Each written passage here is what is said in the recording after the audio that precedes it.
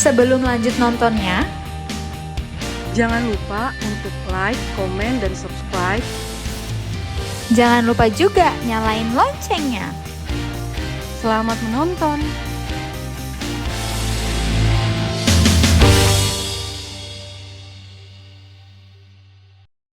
Lanjut.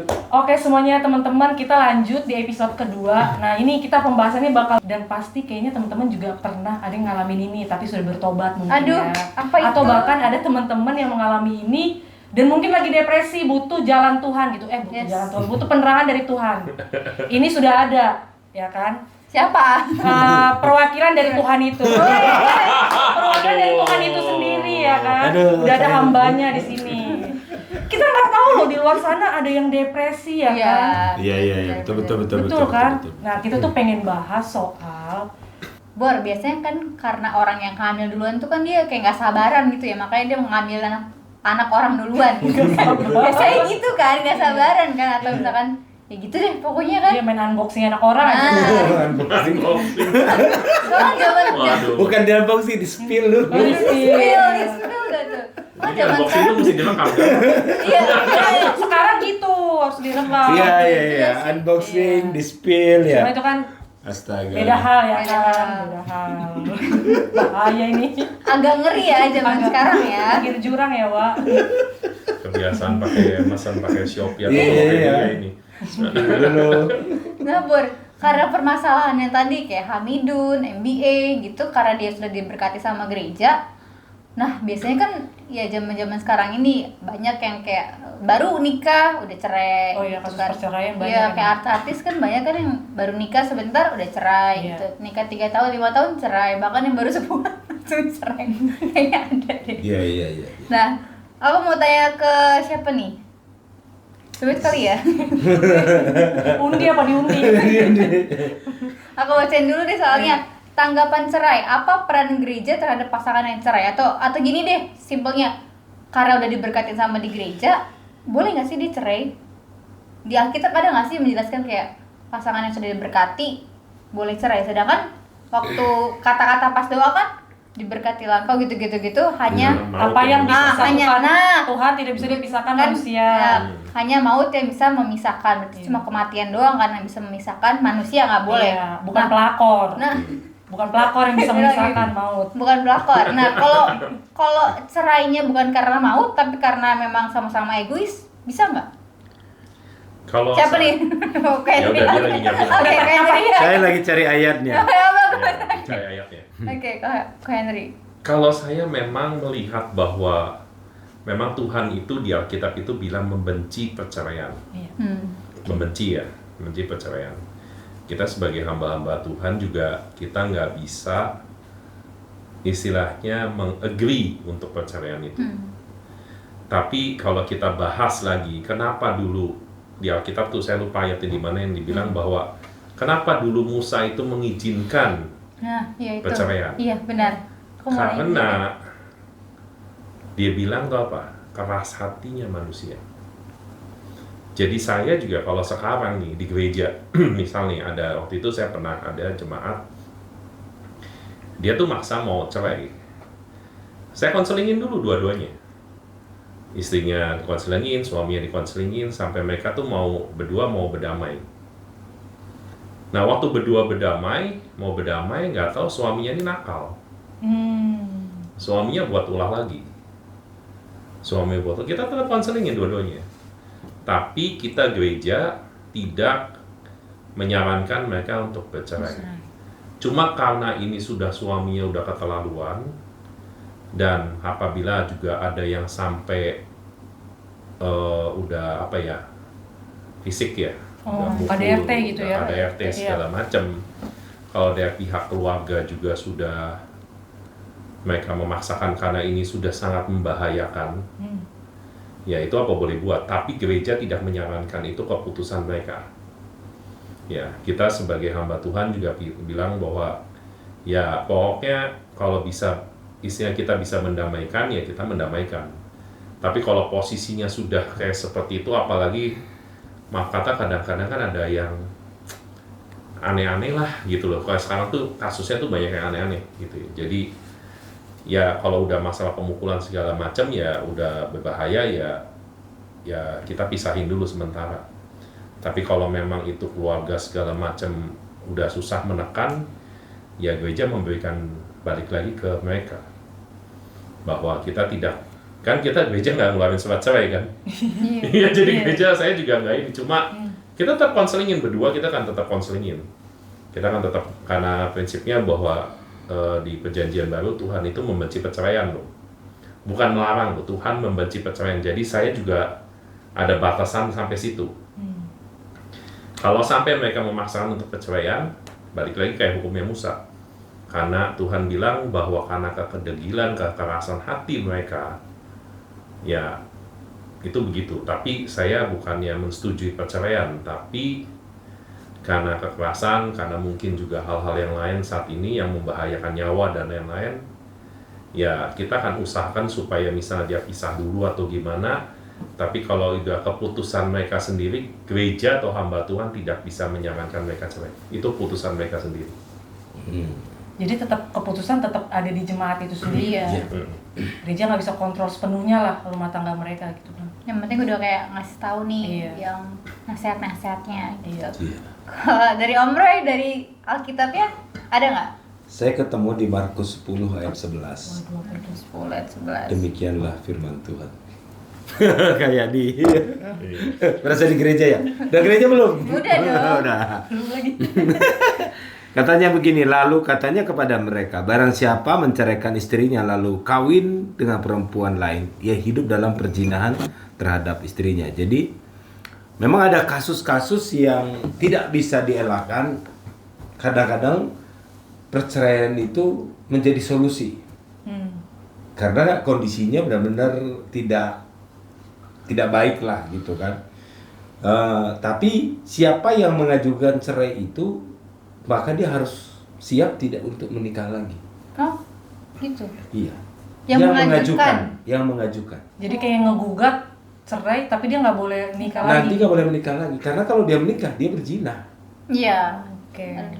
Gitu. Tapi ada kasus nih public figure lagi. Siapa? Kristen enggak? Kristen. Oh. Pasti kita semua tahu kok. Kalau gue udah nyebut public figure harusnya tahu. Siapa yang nikah lagi? Bukan public figure lagi tuh. Politikus. Iya, politisi. Tapi ya, oh iya, saya tahu yang dimaksud. Iya, karena kan itu dia ngegugat cerai kan, Om. Iya. Tapi dia menikah lagi dengan alasan pasangannya beginilah begitulah gitu. Ya, memang seharusnya, makanya dari awal mau menikah itu kan benar-benar sudah dipastikan, itulah perannya konseling Kristen, konseling pernikah itu. Jadi kalau dalam konseling itu kita kalau saya yang konseling ya, saya akan kasih tahu ini paling jeleknya nih orangnya begini, kamu siap terima nggak? Bukan yang bagusnya. Dan ngomong ke dua pihak, dia ini ya dia kalau lagi baiknya begini, tapi titik terendahnya dia nih seperti ini, kamu bisa terima nggak? Gitu. Jadi kan saya akan korek nih salah satu pasangan, apa sih kalau kamu tindakan kamu seperti apa, akan saya cari apa sih titik terendahnya nih, geblek-gebleknya ataupun brengseknya seperti apa. Misalkan calon istri suka ngegigit sampai berdarah gitu. Dia tahu. Karena psikopat ya. Banyak loh Iya. masalah-masalah yang ternyata pacarnya psikopat banyak Ya loh. termasuk, Iya, misalnya banyak. termasuk dalam hal seks. Kalau saya Iya. tanya, kamu tuh kalau udah menikah maunya gimana gitu? Nah, Oh, ada yang melenceng gitu. Iya iya. Kalau Ada ada pagi yang, kopi. oh iya iya. Serem banget. Terus ketemu dengan pasangan gitu, bagaimana? Soalnya kan pernah teman saya itu konseling orang menikah. Di tengah konseling itu, ini kisah nyata. Teman saya bilang begini, saya baru kali ini debat pasangan, bahkan ciuman aja belum pernah, dia mau menikah, gandengan tangan aja belum pernah.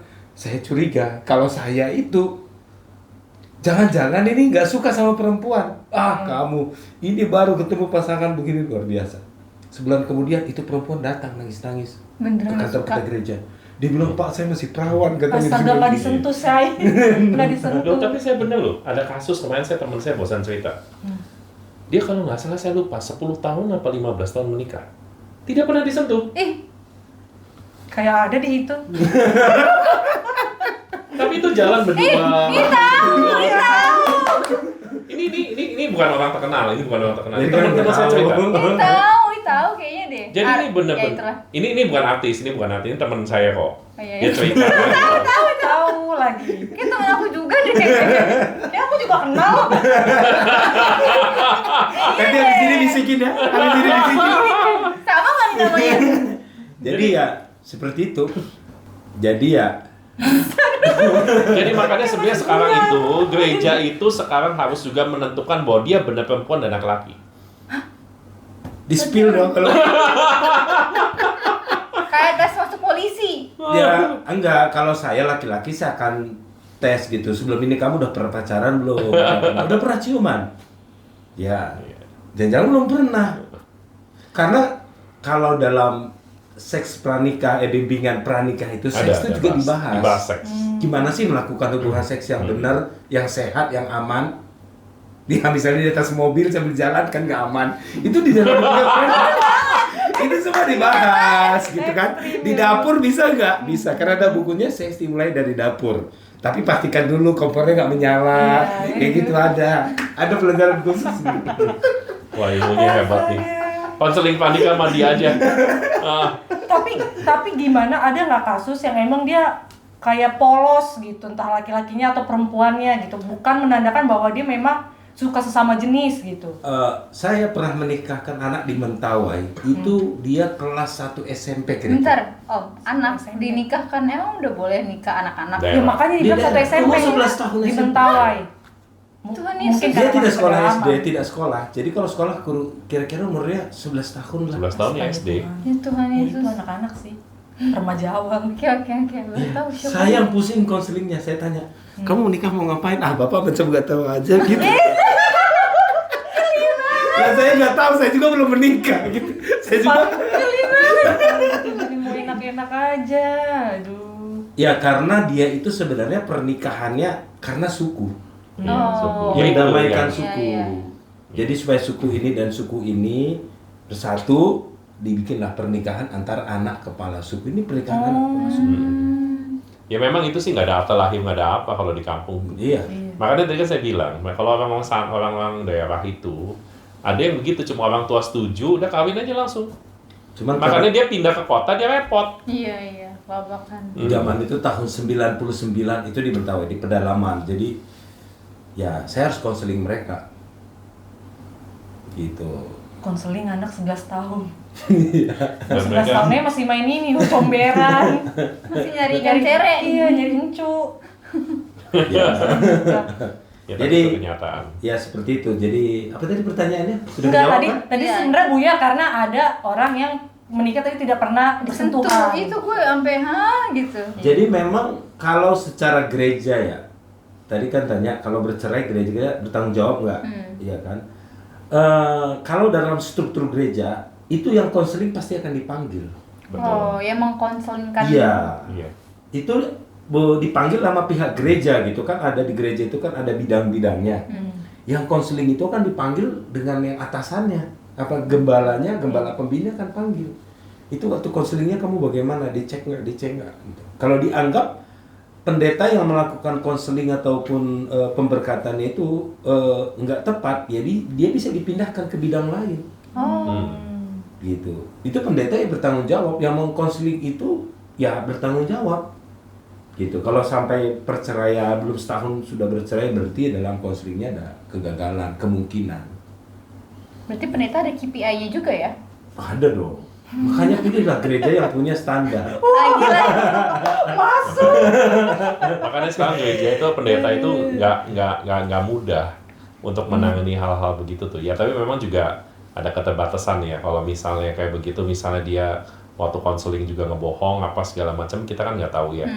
Maksudnya dia gimana, dia pinter, memang udah pinter kok. Ada yang pernah kok. Kalau zaman sekarang kan memang udah KTP udah susah ya. Kalau zaman dulu itu orang punya KTP 45 biji, dia kawin bisa 45 biji. Dengan KTP berbeda. Dengan KTP berbeda karena waktu dicek di catatan sipil dia namanya kosong.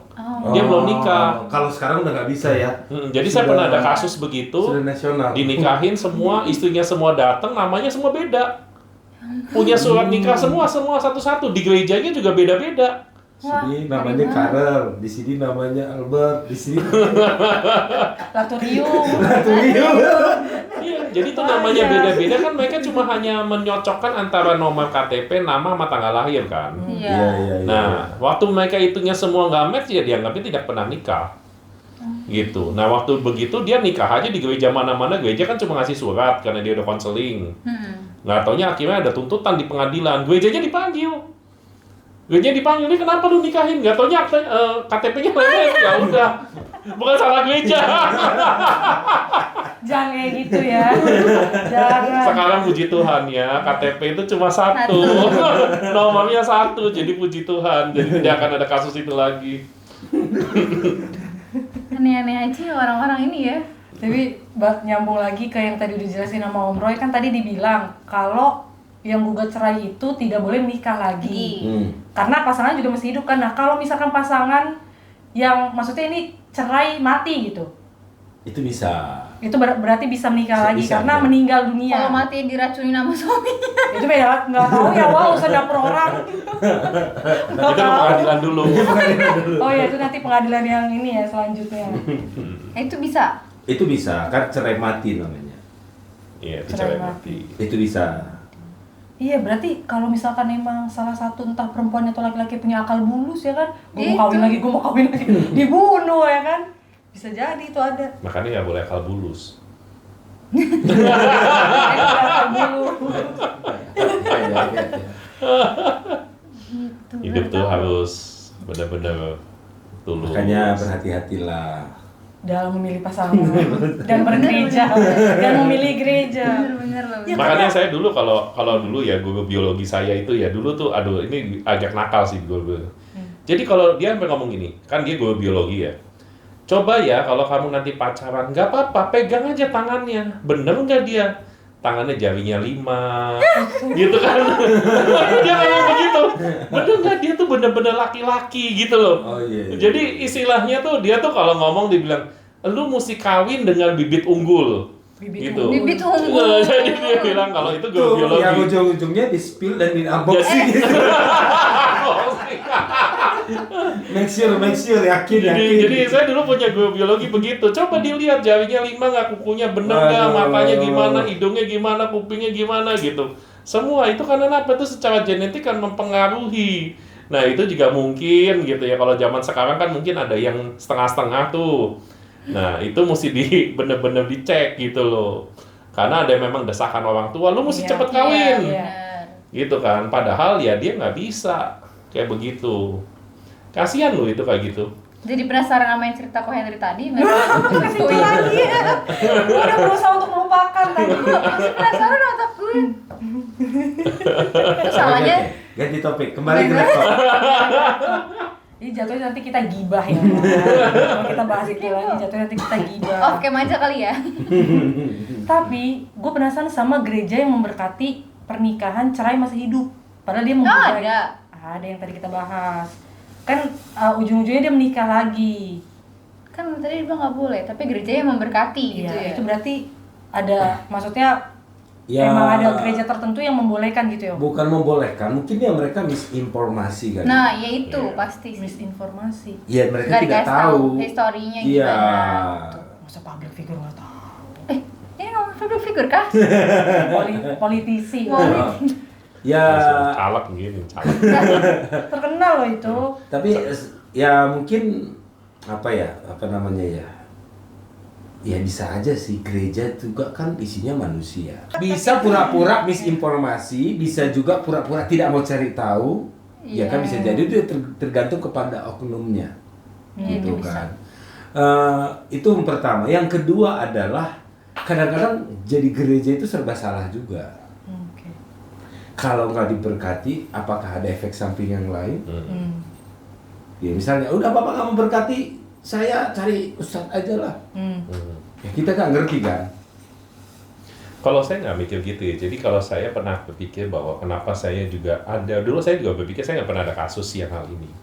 Cuma saya berpikir memang kalau misalnya dia cerai, masih ini ngomongin cerai hidup ya, cerai hidup gitu. Nah waktu dia cerai hidup, kalau itu kan tadi di Alkitab kan yang bilang dia yang bukan inisiatif, inisiatornya gitu. Iya. Nah, tapi waktu sudah berjalan mereka sudah cerai itu, Dan ternyata, maaf nih, nafsu seksnya, semua segala macam ini over. Nah, ini kan gereja mesti berpikir, daripada dia jajan kemana-mana, dia hidup nggak benar. Nah, kalau kita paksain dengan firman, kita paksain gereja mesti begini semua segala macam, lu mesti nggak bisa lu nikah karena lu ini. Tapi ternyata nih orang jadi, maaf nih, ini orang hiper gitu.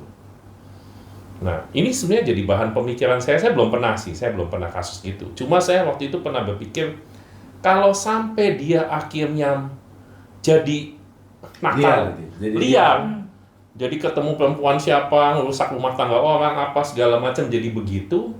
Dan akhirnya dia juga istilahnya, maaf kata, tidak bisa mau dimuridkan. Dan saya bukan masalah mau ngomong dimuridkan ya, hormon hidupnya dari tubuh dia itu yang jadi pertimbangan. Ya kita bisa berpikir tentang itu. Cuma saya belum ada kasus, saya belum pernah berkatin orang yang kayak gitu. Nah, jadi itu nggak bisa diberikan jawaban. Karena mesti dicermati, diselidiki, ya, harus ada investigasi khusus. Investigasi khusus. Benar. Daripada dia itu akhirnya bertambah buruk, ya memang susah sih ya. Makanya saya suka banget sih Yesus datang ke dunia itu untuk orang berdosa gitu ya. Karena dia istilahnya terima semua orang yang meskipun gereja hamba Tuhan tuh jadi tugasnya banyak gitu loh. Cuma ya itu jadi hal yang mesti dipikirin di gereja, di kita. Ya saya juga terus terang, ya karena ini belum ada kasus kan cuma dalam pemikiran saya aja gitu. Cuma kalau misalnya saya tegas, ya kalau dia cerai hidup, kalau bisa ya dia tidak nikah lagi. Kalau bisa. Tapi kan di Alkitab saya lupa tuh di mana tuh. Kalau misalnya dia perempuan istilahnya dia menggebu-gebu. Oh iya, ada Paulus bilang. Ya Paulus kan bilang gitu kan. Kalau tidak tahan bertarak, ya mau tidak mau. Bertarak itu apa? Selibat gitu. Oh, selibat. Nggak kuat ini, jadi dia mesti. Karena itu hormon sih ya. Ada orang tuh ya penting, ada orang ya nggak seks juga nggak apa-apa. Nggak apa-apa. Itu masalah hormon, tapi itu sebenarnya bisa diredam. Gitu. Misalnya minum ini ada gitu lah. Minum apa tuh? Udah tadi jualan gereja, kan jualan minuman. Enggak, saya pernah konsultasi begitu dengan dokter. Ada anak rohani saya dokter, dia kasih tahu, oh minum ini kalau buat menurunkan, minum ini untuk menaikkan gitu. Jadi gitu. Itu makanya kan pemerintah itu kan kalau yang apa ya, yang kalau dia tuh suka apa yang anak-anak terus diituin terus tuh apa, diperkosa terus gitu loh, sampai dia kan dibilang mau dikebiri gitu. Gitu. Nah itu salah satunya mungkin. Cuma ya kalau ini dia normal gitu loh, dia tidak tahan kalau dia tidak melakukan hubungan seks, ya saya pedomannya ayat yang Paulus ngomong itu. Ya cuma saya belum ada kasus yang seperti itu sih. Ya jadi saya cuma lihat fleksibel, doakan bahwa hadapan Tuhan, dan setiap orang kita konseling kan beda-beda ya. Gitu. Jadi kepikiran. Iya. Jadi kayak mikir keras gue. Panjang ya perjalanan gitu. Ya nyami bahannya udah nikah. Ini berat. Ini bagus sih. Nikah jangan salah-salah. Jadi buat orang yang mau menikah itu jadi paham. Iya, gitu. jadi ada pandangan lah gitu. Bahwa apa namanya ya, gereja juga tuh punya banyak PR. Gitu. Kita dulu waktu masih staf pengembalaan yang konseling dan menikahkan orang, ya kita punya PR banget gitu. Kalau kita konselingnya nggak benar, ya kita bakal dipanggil. Gitu. Jadi ya begitu kira-kira. Tapi balik lagi, memilih gereja yang tepat juga keharusan. Ya saya rasa kalau misalnya gereja yang kayak begini ya harus dia ya. Saya dulu juga berpikir ngapain sih ribet-ribet mau nikah aja gitu kan. Zaman dulu gitu kan orang tua juga nikah langsung diberkatin selesai gitu kan. Cuma gimana nggak ada apa-apa gitu. Kenapa sih sekarang mesti ribet gini, semua mesti ada. Ya zaman saya waktu itu masih lumayan sih, berapa kali seminar di gereja gitu kan, terus dia jelasin bla bla bla itu, terus sudah gitu ya kita akhirnya boleh dapat sertifikat, kita boleh nikah gitu. Tapi sekarang saya ngerasain penting banget Karena dengan sekarang itu banyak orang macam-macam kok masalah pencoblos. Kita pernah loh mensarankan orang untuk nggak jadi nikah. Saya pernah menyarankan. Karena saya melihat di depannya itu waktu itu memang ada kasusnya tuh pihak laki-lakinya ini malas. Malesnya Malas bekerja. Mas kerja. jadi dia nikah tujuannya salah satunya numpang hidup. Berarti. gila, Iya, benalu. Jadi saya lihat cowoknya ini Temen setiap lu ya bang? jadi cowoknya ini setiap bulan itu pindah kerja, dipecat. Dan udah gitu kasusnya nih cowoknya juga buat kasus. Loh saya bilang sama istrinya waktu itu saya cuma lihat bahwa ya dia juga pekerja. Saya bilang kalau kamu nanti hamil punya anak, itu kan nggak bisa dipakai laki-laki kan. Maksudnya kalau laki-laki kan nggak bisa dipindahin ke laki-laki gitu, kehamilan dan punya anak. Iya gitu. Cuma kan kalau sekarang lu hamil segala macam siapa yang cari kerja? Saya ngomong gitu dengan maaf kata. Sekarang sih banyak loh ada persetujuan pernikahan. Saya banyak ada teman-teman tapi hebat, perempuannya hebat. Dia kerja karir bagus banget. Suaminya ngurus rumah. Bener-bener ngurus rumah. Jadi ngurusin urusan rumah, nganter anak, segala macem gitu. Terus sudah gitu dia belanja. Itu banyak. Jadi buat saya sekarang tuh saya udah liatin kasus dan ini keluarganya baik-baik kok, saling mencintai kok. Istrinya kerja dari pagi sampai malam. Gitu, di rumah semua urusan nyapu, urusan sampai bersihin rumput, semua segala macam suaminya kerjain semua. Gitu. Jadi saya ngelihat bahwa ya itu persetujuan aja nggak apa-apa. Jadi ada beberapa hal ya, kalau waktu itu saya pernah menyarankan itu karena cowoknya malas banget. Gitu, cowoknya malas banget. Jadi ya saya waktu itu sampai saya bilang, saya sih terus terang nggak bisa deh kalau misal nikahin kalian, tapi kalau kalian maksa apa boleh buat. Tapi tanggung jawab masing-masing, saya sudah ngomong. Gitu. Shock ya. Tapi saya juga pernah saya waktu itu bilang ini, gila nih cewek cowok mencintai banget, cowoknya malas banget, itu juga malas tapi mau kerja. Kalau bangun selalu jam 10, jam 11, selalu begitu.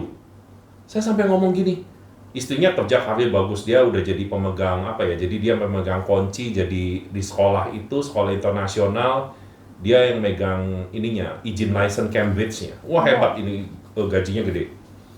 Suaminya, aduh malesnya setengah mati.